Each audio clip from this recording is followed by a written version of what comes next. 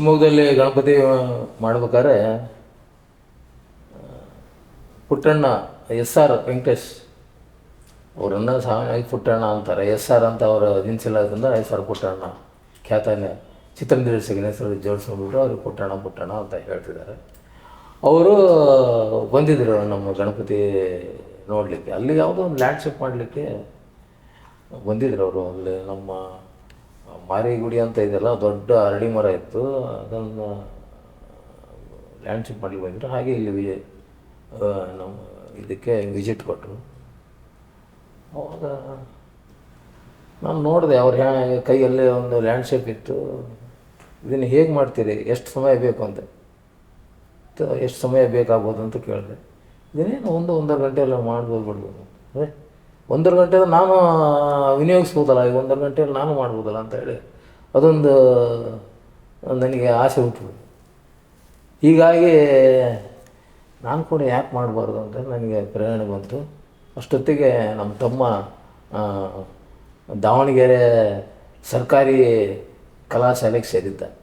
ಅವನು ಕೂಡ ಅವಾಗವಾಗ ಬೇಸಿಗೆ ರಜಕ್ಕೆ ಅವಾಗ ಶಿಕಾರ್ಪುರಕ್ಕೆ ಬರ್ತಾಯಿದ್ದೆ.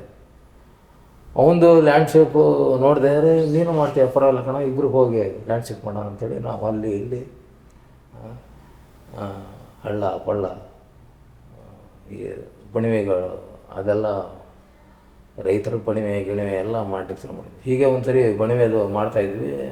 ರೈತ ಬಂದ, ಅದಕ್ಕೆ ಏನು ಮಾಡ್ತಿದ್ದೀರಪ್ಪ, ಲ್ಯಾಂಡ್ಶಿಪ್ಪು ಮಾಡ್ತಿದ್ದೆ. ಅಯ್ಯೋ ಇದು ಏನೋ ನೀವು ಸರ್ಕಾರದವರು, ನೀವು ನಮಗೇನೋ ಕಂಪ್ಲೇಂಟು ನನಗೆ ಬರುತ್ತೋ ಏನೋ ಹೇಳಿ ಅಂತ ಅವ್ನು ಗಾಬರಿ ಆಗಿಬಿಟ್ಟ. ಅಲ್ಲ ಮರಯ್ಯ, ಚಿತ್ರ ಬರಿತಿದ್ರು ಅಷ್ಟೇ. ಇಲ್ಲ ಚಿತ್ರಗಳನ್ನ ಎಲ್ಲೋ ನೀವು ಗೌರ್ಮೆಂಟಿಗೆ ಕೊಡ್ತೀರಾ, ನಮಗೆ ನೋಟಿಸ್ ಬರುತ್ತೆ, ಮಾಡಬೇಡ್ರಿ ಅಂತ ಹೇಳ್ದೆ. ಅವನಿಗೆ ಸಮಜಾಯಿಷಿ ಮಾಡಿ ಅವ್ನಿಗೆ ಹೇಳಿದ್ಮೇಲೆ ಅವನು ತೃಪ್ತಿಪಟ್ಟ, ನಮಗೆ ಅವಕಾಶ ಮಾಡಿಕೊಟ್ಟ. ಹೀಗೆ ಹಲವಾರು ಸಂದರ್ಭಗಳೇ ಇದೆ. ಆಮೇಲೆ ಇನ್ನೊಂದು ಸರಿ ನಾನು ಲ್ಯಾಂಡ್ಶಿಪ್ ಮಾಡಲಿಕ್ಕೆ ಅದು ಹೊನ್ನಾಳಿ ಹತ್ರ ಒಂದು ದೇವಸ್ಥಾನ ಹತ್ರ ಹೋಗಿದ್ದೆ. ಅಲ್ಲಿ ನಾನು ಸ್ವಲ್ಪ ಸ್ಪಾಟ್ ನೋಡ್ತಾಯಿದ್ದೆ, ಆ ಕಡೆಯಿಂದ ವ್ಯೂ ಈ ಕಡೆ ಚೆನ್ನಾಗಿದೆ. ಅವಾಗ ಅಲ್ಲಿ ಇದ್ದರು. ಪಾಪ ಒಳ್ಳೆ ಹುಡುಗ, ಇವನಿಗೇನೋ ತಲೆ ಕಟ್ಬಿಟ್ಟಿದ್ದಲ್ಲ ಮರೆ, ಆ ಕಡೆ ಈ ಕಡೆ ಓಡ್ತಿದ್ದಾನೆ, ಇವನು ಏನೋ ಆಗಿಬಿಟ್ಟಿದೆ ಅಂತೇಳಿ ಅಲ್ಲಿ ಕೂತ್ಕೊಂಡೆ. ಯಾಕೋ ಕೂತ್ಕೊಂಡೇ ಬಿಟ್ಟ ಇವನು ಅಂತೇಳಿ ಹೇಳಿದ್ರು. ಅವನಿಗೆ ಲ್ಯಾಂಡ್ಶಿಪ್ ಮಾಡಿದೆ. ಚಿತ್ರ ಬರೀತಿದೆಯಾ ಅಂತೇಳಿ ಅಪ್ಪನಾಗೆ ಅವರೇ ನನಗೆ ಒಂದು ಟೀ ತರಿಸ್ಕೊಟ್ಟು ಕಳಿಸಿದ್ರು. ಹೀಗೆ ಹಲವಾರು ಸಂದರ್ಭಗಳೇ ಒಂದು ಹಾಸ್ಯಾಸ್ಪದವಾಗಿರ್ತವೆ. ನಂತರ ನಮ್ಮ ತಮ್ಮ ಸ್ಕೆಚ್ಗಳನ್ನು ಮಾಡ್ಕೊತಿದ್ದ. ಅಲ್ಲಿ ಬಸ್ ಸ್ಟ್ಯಾಂಡ್ಗಳಿಗೆ ಹೋಗಿ, ಅಲ್ಲಿ ರೈಲ್ವೆ ಸ್ಟೇಷನ್ಗೆ ಹೋಗಿ, ಶಾಲೆ ಬಿಟ್ಟ ತಕ್ಷಣ ಕಂಪಲ್ಸರಿಯಾಗಿ ಸ್ಕೆಚ್ ಮಾಡ್ತಿದ್ದೆ. ಪಾಪ ತುಂಬ ಅವನು ಸುಮಾರು 5 ವರ್ಷಗಳ ಸ್ಕೆಚ್ಚೇ ಮಾಡಿದ ಮಾಡ್ತಿದ್ದ. ಆಮೇಲೆ ನಾನು ನೋಡಿದೆ, ನಾನು ಮಾಡಬೇಕು ಅಂತ ಹೇಳಿ ನಾನು ಸ್ಕೆಚ್ ಮಾಡಲಿಕ್ಕೆ ಟ್ರೈ ಮಾಡಿದೆ. ಆದರೆ ಈ ಕೆಲಸದೊಟ್ಟ ತುಂಬ ಇತ್ತು ನನಗೆ. ಹಳ್ಳಿಗಳಲ್ಲಿ ಕೆಲಸಕ್ಕೆ ಹೋಗ್ಬೇಕಾದ್ರೆ 10 ಗಂಟೆಗೆ ಬಸ್ ಇದ್ದರೆ 9 ಗಂಟೆಗೆ ಹೋಗ್ತಿದ್ದೆ.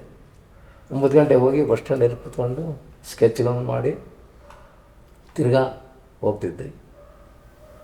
ಹೀಗಾಗಿ ಮತ್ತು ಅಲ್ಲೆಲ್ಲ ನೋಡಿದ ವಿಶೇಷವಾದ ಮರಗಳು, ಇಲ್ಲಿ ಹಳ್ಳಿಯ ಒಂದು ದೃಶ್ಯ ಇದೆಲ್ಲ ನೋಡಿ ಪ್ರೇರಿತನಾಗಿ ಸ್ಕೆಚ್ಗಳೆಲ್ಲ ಮಾಡ್ತಿದ್ದೆ. ಹೀಗಾಗಿ ಒಂದು ಸ್ವಲ್ಪ ರೂಢಿ ಆಯಿತು. ದಾವಣಗೆರೆಯಲ್ಲಿ ಅರುಣಾ ಟ್ಯಾಗೀಸಲ್ಲಿ ಒಂದು ಉಬ್ಬು ಶಿಲ್ಪ ಮಾಡಲಿಕ್ಕೆ ಅವಕಾಶ ಬಂತು. ಅಲ್ಲಿಯ ದಾವಣಗೆರೆ ಸ್ಕೂಲ್ ಆಫ್ ಆರ್ಟಿನ ಪ್ರಿನ್ಸಿಪಾಲ್ ಹಿರೇಗೌಡರು ಅಲ್ಲಿ ಇದು ಮಾಡಿ ಸ್ಕೆಚ್ ಮಾಡಿದರು. ಆದರೆ ಪಾಪ ಅವರಿಗೆ ಅದನ್ನು ಶಿಲ್ಪಗಳಲ್ಲಿ ಉಬ್ಬು ಶಿಲ್ಪ ಮಾಡಲಿಕ್ಕೆ ಯಾರೂ ಸಿಗಲಿಲ್ಲ. ಕೊನೆಗೆ ಅವರು ಥಿಯೇಟ್ರಿಗೆ ಉಬ್ಬು ಶಿಲ್ಪ ಮಾಡಿದ್ದು. ಆ ಥಿಯೇಟ್ರ್ನವರು ನಮ್ಮ ಕಾಶಿನಾಥರ ಪರಿಚಯ ಆಗಿ ಅವ್ರಿಗೆ ಆರ್ಡ್ರ್ ಕೊಟ್ಟು ಅವರು ನನಗೆ ಹೆಚ್ಚಿದ್ರು. ನಾನು ಅದೆಲ್ಲ ಉಬ್ಬು ಶಿಲ್ಪಗಳನ್ನು ಮಾಡಿದೆ. ಅವ್ರಿಗೆ ಕೇಳಿದೆ, ನಾನು ಮಾಡ್ಲಿಂಗ್ ಮಾಡಲಿಲ್ಲ, ಮಾಡ್ಲಿಂಗ್ ಕೋರ್ಸ್ ಮಾಡಬೇಕು ಅಂತ ಕೇಳಿದೆ. ಏನಪ್ಪ ನಿನಗೆಲ್ಲ ಬರುತ್ತೆ, ನೀನು ಬೆಂಗಳೂರಲ್ಲಿ ಕೆಂತ್ ಸ್ಕೂಲ್ ಆಫ್ ಆರ್ಟಿಗೆ ಹೋಗು, ಅಲ್ಲಿ ಹಡಪದ್ನವ್ರು ಇದ್ದಾರೆ, ಅವರು ಹೇಳ್ಕೊಡ್ತಾರೆ, ಎಕ್ಸಾಮ್ ಬೇಕಾದ್ರೆ ಕಟ್ಟು ಮಾಡ್ಬೋದು ಅಂತ ಹೇಳಿ ಡಿಗ್ರಿ ತೊಗೊಂಡ್ರೆ ಚೆನ್ನಾಗಿರುತ್ತೆ ಮಾಡು ಅಂತ. ನಾನು ಬೆಂಗಳೂರಿಗೆ ಬಂದೆ.